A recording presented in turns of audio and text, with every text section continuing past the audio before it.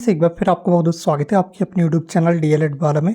और UP DElEd की PYQ series को एक कदम और आगे बढ़ाते हुए आज हम आपके लिए लेकर हाजिर हैं 2017 के प्रथम प्रश्न पत्र को। यानी कि ये प्रथम प्रश्न पत्र मतलब फर्स्ट पेपर है जो कि होता है आपका वर्तमान भारतीय समाज और प्रारंभिक शिक्षा का। ठीक है, इसकी एक चीज़ फिर आपको बताना चाहेंगे 2016 से लेकर 2023 तक के जितने भी आपके ऑब्जेक्टिव क्वेश्चन थे सभी पेपरों के, ठीक है, सारे पेपरों के पिछले सभी वर्षों के ऑब्जेक्टिव क्वेश्चन हम आपको ऑलरेडी सॉल्व करा चुके हैं। तो अगर अभी तक आपने क्लासेस अटेंड नहीं की हैं तो आपको तुरंत चैनल पर जल्दी जाना है और सभी सब्जेक्ट की अलग अलग प्लेलिस्ट आपके लिए बना दी गई। तो आप सब्जेक्ट वाइज प्लेलिस्ट में अपनी जो क्लास है वो अटेंड कर सकते हैं। चलिए आज की इस क्लास को स्टार्ट करते हैं। 2017 का पहला पेपर है जो कि होता है आपका वर्तमान भारतीय समाज और प्रारंभिक शिक्षा का। अभी आपके अति लघु उत्तरीय प्रश्नों की ये जो सीरीज़ है स्टार्ट हो चुकी है। 2016 के सारे पेपर हम आपको करा चुके हैं, तो आप चैनल पर जाकर देख लीजिए, प्ले लिस्ट में सारे पेपर आपको मिल जाएंगे। ये आपका 2017 का फर्स्ट पेपर है। इसमें पहला यहाँ पर अति लघु उत्तरीय प्रश्न है, पाठशाला को बाघ, शिशु को पौधा और शिक्षक को माली कहने वाले विचारक का नाम लिखिए। ये ऑब्जेक्टिव क्वेश्चन में भी काफ़ी ज़्यादा प्रश्न पूछे जाते हैं। ये जो वाला प्रश्न है, ये वाला जो प्रश्न है ये ऑब्जेक्टिव बहुविकल्पी प्रश्नों में भी कई बार पूछा गया है। तो यहाँ पर जिस विचारक ने ऐसा कहा है उनका नाम है फ्रेडरिक फ्रॉबेल। ठीक है, फ्रेडरिक फ्रॉबेल के अनुसार स्कूल एक बाग है और जो अध्यापक होता है वो एक माली है, उसमें पढ़ने वाले जो बच्चे हैं वो पौधों के समान, इनका ऐसा कहना है। ठीक है, इसी के साथ बढ़ रहे हैं अपने अगले प्रश्न की ओर। प्रश्न संख्या 17 है, प्रयोजनवाद किसमें आस्था नहीं रखता है। जो प्रयोजनवाद है वो आखिर किसमें आस्था नहीं रखता है। तो जो प्रयोजनवाद है वो जीवन की वास्तविक परिस्थितियों में विश्वास रखता है। कैसे? वास्तविक परिस्थितियों में, ठीक है, जो वास्तविक होती हैं। जबकि समाज में व्याप्त जो रूढ़ियाँ हैं, जो मान्यताओं हैं और जो बंधन है और जो परंपराएं, जो अंधविश्वास हैं, इनमें कोई भी आस्था नहीं रखता है प्रयोजनवाद। ठीक है, इन चीज़ों में कोई भी आस्था नहीं रखता है, रूढ़ियों, मान्यताओं, बंधन, ठीक है, जिस तरह से परंपराएं या फिर जो यहाँ पर अंधविश्वास हैं उनमें प्रयोजनवाद बिल्कुल भी विश्वास नहीं रखता है, बल्कि ये केवल और केवल वास्तविक परिस्थितियों में ही विश्वास रखता है। इसके बाद आपका अगला प्रश्न है प्रश्न संख्या 18। प्रश्न संख्या 18 में आपसे पूछा गया प्रश्न शिक्षण विधि के जनक कौन है। तो आप पढ़ते आए होंगे, बचपन से लगातार पढ़ते हुए आए होंगे, यानी कि डीएलएड जब कर रहे हैं तो कर रहे हैं, फर्स्ट सेमेस्टर से पढ़ते हुए आ रहे होंगे। यहाँ पर बताया गया कि सुकरात को प्रश्न शिक्षण विधि का जनक माना जाता है। ठीक है, किसको? प्रश्न शिक्षण विधि का जनक कौन है?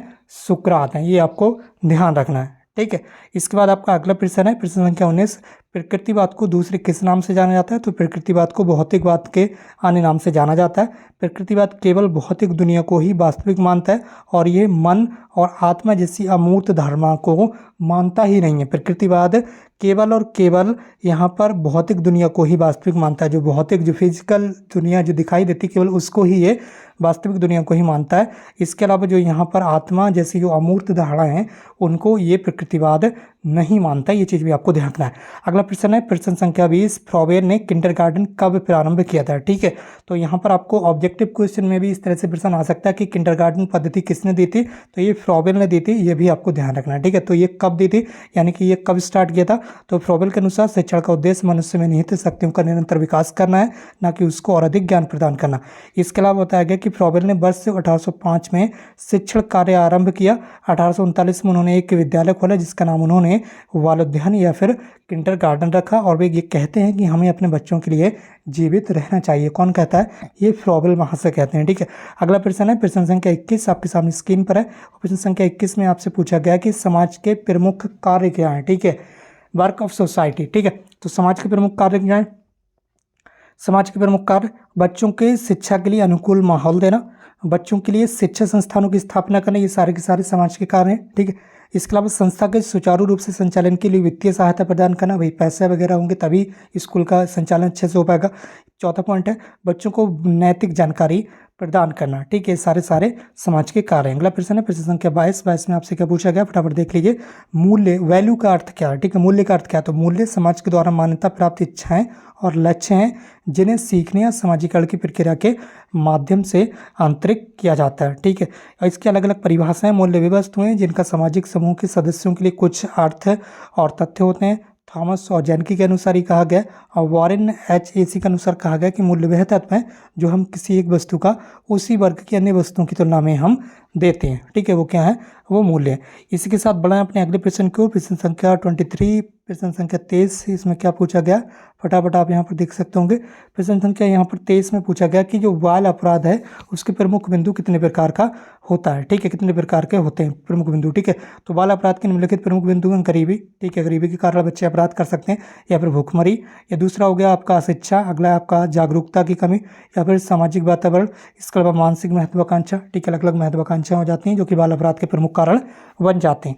अगला प्रश्न है प्रश्न संख्या 24, कलकत्ता मदरसा किस सन में खुला था। तो बस आपको यही बताना है कि जो कलकत्ता का मदरसा था उन 1781 में प्रथम governor general Lord Warren Hastings ने कोलकाता में मदरसा की स्थापना की। इस मदरसा में फारसी, अरबी और मुस्लिम कानून को पढ़ाया जाता था और इससे पढ़े लोग ब्रिटिश शासन में दुभाषी के रूप में काम करते थे। ठीक है, यानी कि डबल लैंग्वेज जानने वालों के रूप में वहाँ पर काम करते थे। ठीक, अगला प्रश्न है प्रश्न संख्या 25। प्रश्न संख्या 25 में आपसे पूछा गया बनारस संस्कृत कॉलेज कब और किसके द्वारा स्टार्ट किया गया।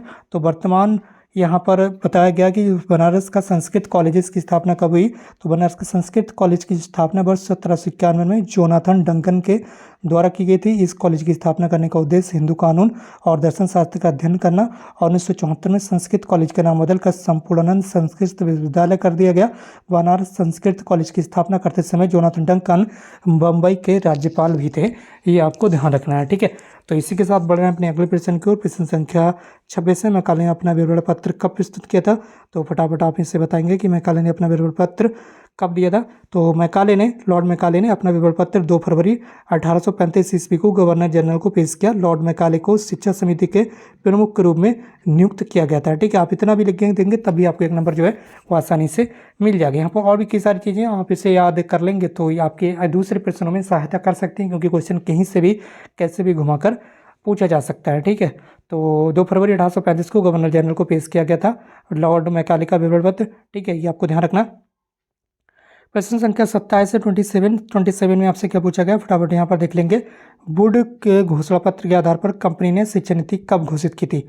तो यहाँ बताया गया कि सन 1854 में सर चार्ल्स वुड ने अंग्रेजी शिक्षा के प्रचार प्रसार और महिलाओं की शिक्षा के लिए वर्तमान गवर्नर जनरल लॉर्ड डलहौजी को एक पत्र लिखा, जिससे वुड का घोषणा पत्र कहा गया। इस घोषणा पत्र का उद्देश्य था प्राथमिक विद्यालयों यानी कि जो क्लास 1 से 5 तक के स्कूल थे उनकी शिक्षा बालक की मातृभाषा में हो, और उच्च शिक्षा जो विश्वविद्यालय शिक्षा होती है, जो कॉलेज की शिक्षा होती है, उसका माध्यम अंग्रेजी भाषा होना चाहिए। बोर्ड के घोषणा पत्र में यूरोपीय ज्ञान का प्रसार, जन शिक्षा प्रसार, इसके अलावा प्राच्य शिक्षा को बढ़ावा देना, महिला और व्यावसायिक शिक्षा को बढ़ावा देना था। ठीक है, सारे के सारे बोर्ड डिस्पैच के यहाँ पर जो चीज़ें हैं वो बताई गई। ठीक है, इसी के साथ बढ़ाएं अपने अगले प्रश्न की ओर, और प्रश्न संख्या अब आपका 28, प्रश्न संख्या 28 आपके सामने स्क्रीन पर आने जा रहा है। प्रश्न संख्या 28 में आपसे क्या पूछा गया, फटाफट आप यहाँ पर देख लेंगे। इसमें पूछा गया कि जो निरौपचारिक शिक्षा है उसके विभिन्न साधनों में किस आयु वर्ग के लिए अधिक दबाव डाला गया।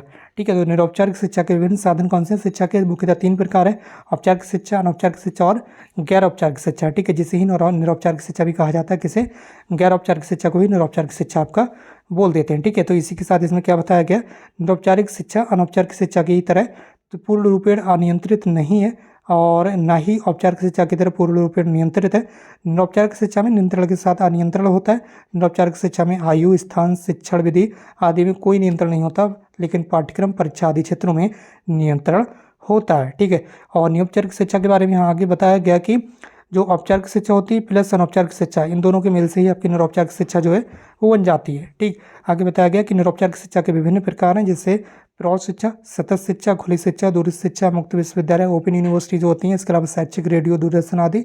इसके अंतर्गत विद्यार्थियों को विद्यालय में शिक्षा ग्रहण करने नहीं आना पड़ता है, बल्कि वे अपने स्थान पर रहकर स्वतंत्र तरीके से जो शिक्षा है वो ग्रहण कर सकते हैं। ठीक है, इसके अलावा बताया गया कि निरौपचारिक शिक्षा के लिए आयु की कोई बाध्यता नहीं होती, किसी भी एज के विद्यार्थी, किसी भी एज के व्यक्ति निरौपचारिक शिक्षा जो है वो हासिल कर सकते हैं।